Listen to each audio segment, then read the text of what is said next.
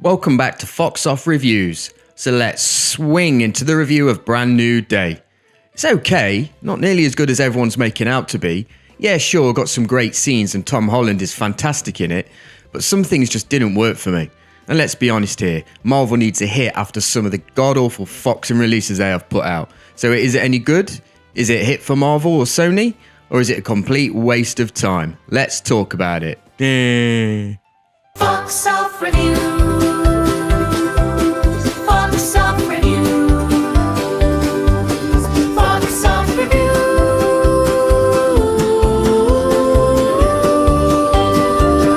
That's me. Yay! Spider-Man Brand New Day takes place 4 years after the events of No Way Home. Following Doctor Strange's spell, the entire world has forgotten that Peter exists. While Peter continues protecting New York as Spider-Man, he's completely alone, having lost the friendships and relationships that once defined his life. Things take a dangerous turn when Spider-Man investigates a series of attacks on the Department of Damage Control. The attacks are linked to a mysterious telepath capable of possessing other people. As Peter digs deeper, he discovers the telepath is a young mutant named Jean Grey who is desperately searching for clues about the disappearance of her sister Sarah. So now let's swing into the positives. One thing I absolutely have to praise in Spider-Man Brand New Day is the action choreography, because this might contain some of the best hand-to-hand combat we've ever seen in a Spider-Man movie. Destin Daniel Cretton does a great job of filming and directing the fight scenes, and they hired Jackie Chan's stunt team, and you can really tell the fights look slick and polished. The opening 10 minutes had me really hooked when you see Spider-Man swinging around New York, doing his fancy flicks and tricks. It just looks ace, and it genuinely gave me goosebumps. The tank scene is also great, and a great way to introduce the Punisher. Spidey's suit in this film is one of the best one I've seen on screen. You can see it flapping about when he dives into the air, swings around. You can even see his eyes through the suit, which is a nice touch. And is he in suit for like 80% of the film? Fox, yeah, looks awesome. Also want to shout out the scene where Spider-Man is in his boxer shorts, just like the game. Great callback. One of my favourite things about Spider-Man Brand New Day is that it finally reminds audiences that Peter Parker isn't just a superhero, he's also incredibly intelligent. For years, fans have wanted to see more of Spider-Man's detective side on the big screen, and I think this movie does a great job of bringing that aspect of the character back into the spotlight. There's something I've always loved about Spider-Man in the comics. He's one of the smartest heroes in Marvel, and sometimes that movies can forget that. Here, Peter feels like a genuine problem solver. The detective elements also help make Peter Parker feel more mature. This isn't a teenager who's still figuring everything out. This is a Spider-Man who's been protecting New York for years and has learnt that not every problem can be solved with a web and a punch. Not gonna lie though, his detective friend who kept calling was doing my head in. But still, I'll get onto that later. Another thing I loved about Spider-Man Brand New Day was the dynamic between Peter Parker and Frank Castle, aka the Punisher. On paper, these two characters couldn't be more different. Spider-Man believes people can be saved. He always tries to do the right thing, even when it's difficult. Frank Castle, on the other hand, sees the world in black and white. Criminals cross the line, and he believes they deserve to be punished. Permanent punishment. That's what makes their scenes together so interesting.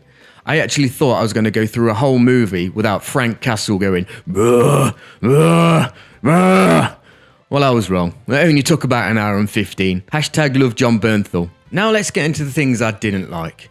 Now, is it me or is everyone getting bored of seeing the same actors in the same film? Zendaya is in like 3 major films this year. Odyssey, Brand New Day, Dune. She does an okay job in being Peter's love interest, but I just still find her a bit wooden and one note. Also, what the fox is happening with Hulk in this film? The trailer made out he's in the majority of this film. He's in it for like 10 minutes. Now that's a real shame because it would have been amazing to see more of the Hulk in this film. It's great to see him on the big screen again doing the Hulk pow and smash. Just would have been better off if we saw more of him. Now let's talk about his cop friend. I love the actress who plays her and I love her in The Bear, but they are just talking to each other all the bloody time. Just give us more Hulk instead of these bloody phone calls. It was well annoying. Now let's talk about the organic webbing part. I actually found some parts quite funny. When he gags on his organic webbing coming out of his wrist, that was jokes. But that's about it.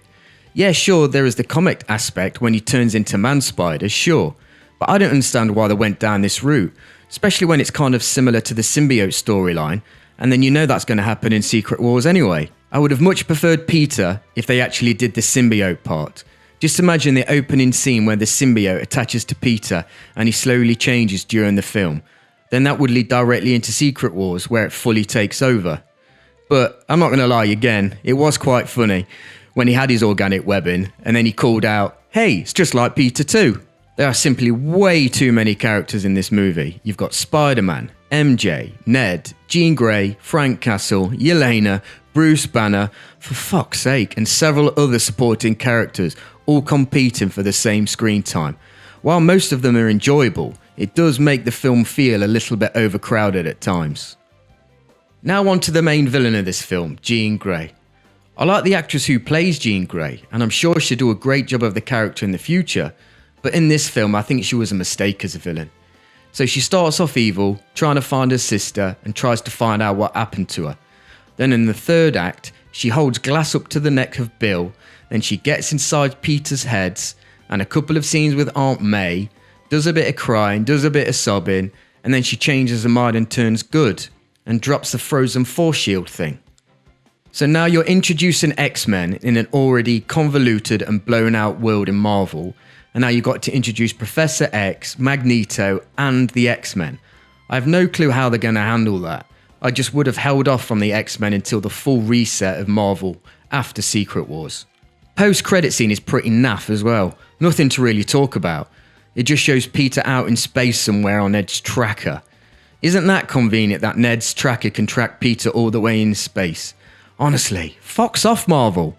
Now the bit you've all been waiting for, the Fox Offatron. I'm giving it a top of it's okay, going into good. I've seen it once, and I probably won't watch it again. And I don't think I'll watch it when it comes out on streaming. I tend to score Marvel films on rewatchability, and this one I probably won't rewatch. Maybe if it's on a flight to go see my Fox-in-laws, but let's be honest here, I don't think Marvel gives an absolute fox when it's already at $927 million. Overall, I had a good time with this movie. Is it the best Spider-Man film ever made? No. Is it a perfect movie? Definitely not.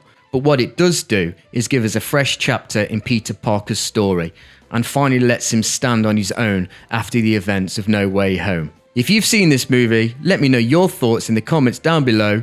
Did you like it? Did you think it was just okay? And where does it rank among other Spider-Man films? Right, I'm off to drink some whiskey.